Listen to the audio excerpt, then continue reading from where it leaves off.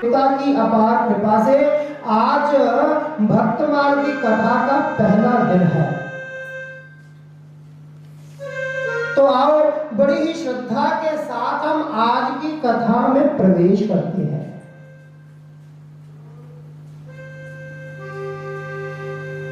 जैसे मैंने आपको पहले भी कहा था, क्योंकि अभी लास्ट यहाँ पे श्रावण के महीने में जो कथा हुई थी उसमें मैंने आपको समझाया था ना कि भाई दान 3 प्रकार का दान होता है। इंसान 3 प्रकार से दान करता है। और दान किसको करना है, इस चीज का बड़ा विचार किया जाता है कि हम दान किसको कर रहे हैं। लोग कह देते हैं कि महाराज मैंने तो दान भी किया, मैंने पुण्य भी किया, मैं तो मंदिर भी जाता हूं, लेकिन फिर भी मेरे साथ अच्छा क्यों नहीं होता। भाई अच्छा कैसे हो? क्योंकि पहले तो जब आप घर से निकलते हो ना जाने आपके पांव के नीचे कितनी चींटियां मर जाती हैं, कितने मक्खी मच्छर, जब छोटे छोटे जीव होते हैं, जब आप भोले बाबा के मंदिर में आते हो रास्ते में ही वो मर जाते हैं आपके पांव से। और जब आपके पांव से मर गए, देखो कर्म का फल तो भुगतना ही पड़ेगा। जानबूझकर करो तो भी, अनजाने में करो तो भी। अच्छा ऐसे समझो, करंट के प्लग में अगर हम अंगुली डालेंगे, जानबूझ के डालेंगे करंट तो फिर भी लगेगा, अनजाने में डालेंगे गलती से लग जाए करंट तो फिर भी लगेगा। तो जानबूझ के पाप हो चाहे जानबूझ के अनजाने में हो, उसका दंड तो मिलेगा ही मिलेगा।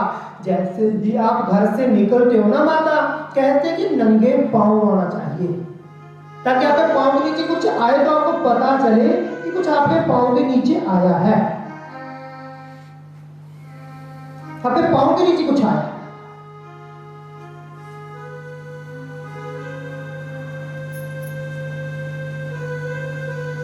यहाँ पे तुलसीदास बाबा जी कहते हैं कि जागी रही भावना जैसी, तिक्त मूरत देखी प्रभु तैसी। ऐसी भावना होती है ना इंसान की, वो वैसा ही फल पा लेता है।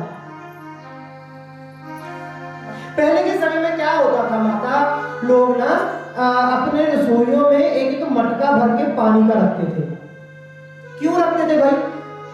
क्योंकि उस मटके के शाम के टाइम पास में कहते हैं कि देसी घी की जोत भी लगाई जाती थी।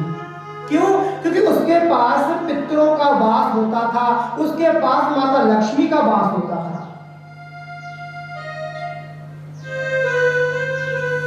और उसी में से पानी निकालते थे और भोले बाबा के लिए मंदिर में चढ़ाया जाता था जल, उसी में से।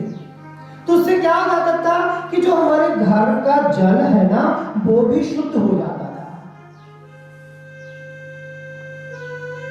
तो मेरे हिसाब से तो भाई ये होना चाहिए, जो मैंने संतों के मुख से सुना है, कि अपने घर से नंगे पांव आओ और घर से लोटा भरकर पानी का लेकर आओ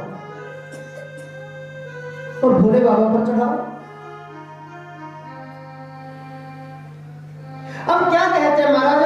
कहते हैं कि दान लेना और दान देना, किसको दान देना है ना, इस चीज का भी विचार करना चाहिए।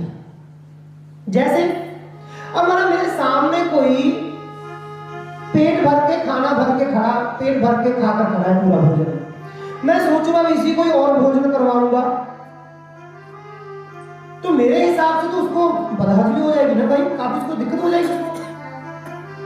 लेकिन जो उसके साथ में बगल में कोई भूखा खड़ा है ना, मेरे हिसाब से भोजन उसको देना बनता है। अब एक मंदिर में तो महाराज लाखों रुपए का चढ़ावा, एक मंदिर में देसी घी की जोत भी नहीं लग रही, उस लाख वाले मंदिर में और लाखों चढ़ते हैं। तो दान कहां करना है? तो 3 प्रकार के दान का विवरण आता है माता। कहते हैं कि इस हाथ से दान किया और इस हाथ को भी ना पता चले। बोलो शंकर भगवान की। इस हाथ से दान करो और इस हाथ को पता भी ना चले। कहते जी सात्विक दान सबसे उत्तम दान। दूसरा दान कौन सा होता है महाराज? कहते कि दूसरा दान वो होता है कि महाराज दान किया और उसके ऊपर ना बड़ी सी नाम प्लेट छोड़ दी। पंखा दान किया, पंखे पे नाम लिखा दिया, अब वो महाराज पूरी उम्र वहीं पे घूमता रह जाता है, पूरी उम्र। तो ये कौन सा दान है? ये सेकंड नंबर का दान है, इसे कहते हैं राजस दान। इसका फल क्या है कि जितना बस दान किया उतना सा फल मिल गया। तीसरे दान का विवरण आता है कि किसी को नीचा दिखाने के लिए दिया जाता है कि मेरे सामने वाले ने इतना दान दिया, अब इससे 4 गुना में और दान देकर इसको नीचा दिखाऊंगा। वो जो नीचा दिखाने का के लिए जो दान किया जाता है वो होता है तामसिक दान। कहते हैं ऐसे दान का कोई लाभ नहीं, ऐसे दान का कोई लाभ नहीं महाराज। थोड़े बड़े बोलता भी भगवान की। तो कहना 3 प्रकार के दान का विवरण है।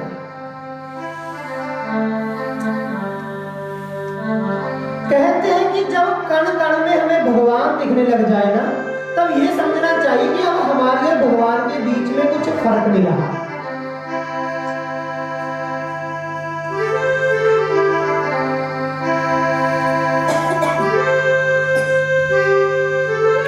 तो आइए आज की कथा में प्रवेश करते हैं। आज मेरे ध्यान में आ रही थी कथा कि भक्त कबीर जी का नाम आपने सभी ने सुना होगा। सुने जी? हाथ खड़े करके हर हर। तो भक्त कबीर जी का आपने सभी ने नाम सुना है। तो आइए आज कबीर की कथा से प्रारंभ करते हैं।